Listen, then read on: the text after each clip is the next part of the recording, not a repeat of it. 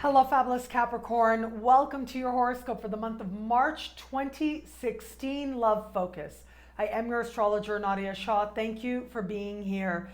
This month, love is certainly going to take you on a journey. It is eclipse season, and the moon, intimately involved in eclipses, is the ruler of your opposite sign. When eclipse season takes place, it does represent a time for you to go through changes and to go through a shift in understanding in terms of the love that you have and the love that you want, your availability to love, and also your understanding of what partnership really does require. Early in the month, we've got a solar eclipse taking place. The emphasis is more on the sun, but it is a new moon eclipse. And this is happening in a part of the sky where it comes to love that has to do with talking things out. I do think that this is going to speak to those of you who are reaching out, meeting people like online, where it is that you're communicating, exchanging messages, text messages, exchanging information, where it is that you are, touching base with people throughout the day, doing a little bit of flirting, especially on a mind level, like through words, doing your flirt.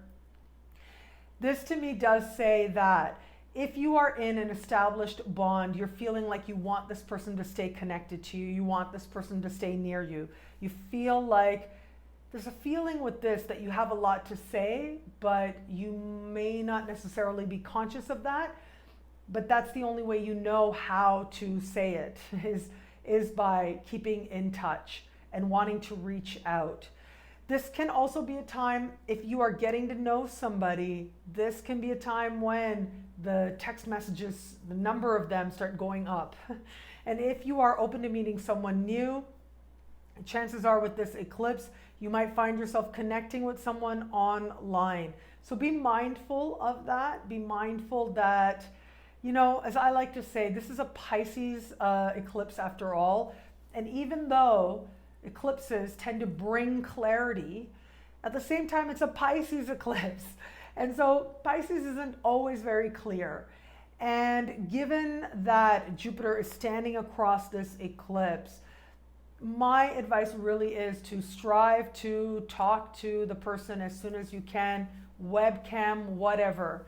Try to get a feel for their energy. Try to make sure that you're speaking to who you believe you are speaking to, that the picture actually matches the person is really an important part of the process, especially given this particular sky and given how active Jupiter is. Jupiter is having a whole bunch of rare conversations all around this month, making it that much more imperative that you do all you can not to go into a place of seeing what you want, but rather being honest with yourself about what is. You may just find that it is so much more beautiful than whatever you could imagine for yourself. But you have to know what is in order to get to that place. It is the lunar eclipse in the later part of the month that is likely to speak most strongly to your experience in love. And this is largely because we have got emotions very much coming to the surface, right? It is all about the moon. It is that emphasis on lunar energy being magnified. And it's happening in a very sensitive part of your sky, at the very top of your sky, giving this eclipse a certain sweeping effect in many areas of your life. It's often said about Capricorns that they are attracted to people who are emblematic of who they desire to be and what direction they desire to go, or they are attracted to people who they in some way feel a measure of respect for. They feel like this person's accomplished something and they like that about them. This type of person could present themselves to you, particularly if you are open to meeting someone new. It is one of this very types of persons that can show up for you now as part of your journey of learning more about love. If you're in an established bond or you're just getting to know somebody, you'll be asking yourself if they fit that picture, if they fit that bill. And if they do, there's going to be a motivation and an eye to the big picture.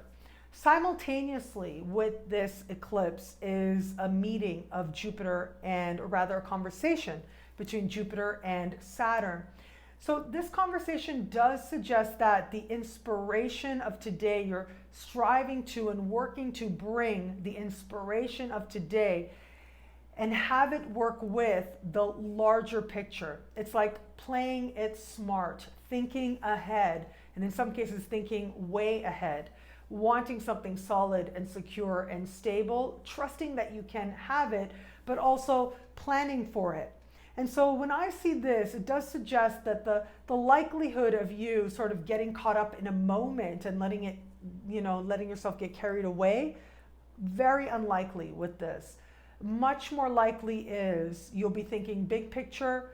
If you meet somebody new and you feel like this is somebody who resonates with the direction you desire to go or has that quality that you can respect, chances are you are going to be thinking a little bit more strategically, thinking a little bit more big picture in terms of where you desire to go.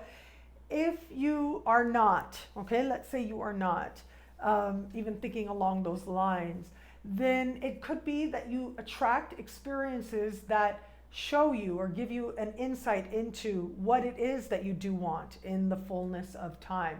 The one thing I would really be mindful of as I look at this, be mindful of bosses or supervisors, anybody where it could be that this person is in a position of authority. You want to be mindful of that dynamic, because it could go to a place, a flirty place. And the thing is that sometimes you can't always, rein it back in, bring yourself back from that. And you might want to. So you just want to pace yourself a little bit. And again, think bigger picture. Think about things a little bit more broadly. Think about where you want to be in 5 years, in 10 years. That's something you're really good at. And when you do that, you bring forward a part of you that you like. So that's what you want to nurture. And that's ultimately what a lot of the energy this month is going to ask you to do. To think about where you're going, not just where you are, not just what might be joyful for you now, might be fun for you now, might be a distraction for you now. That's all awesome, and that has its place and its time. But also to think about the fullness of time, what might be truly rewarding, what kind of experience on a level of heart might be truly rewarding for you. When you have that understanding and you have that clarity, then you will understand the steps that will get you there, whether in the love that you have or with the love that you want. It is by thinking big picture that you actually end up achieving it in matters of love.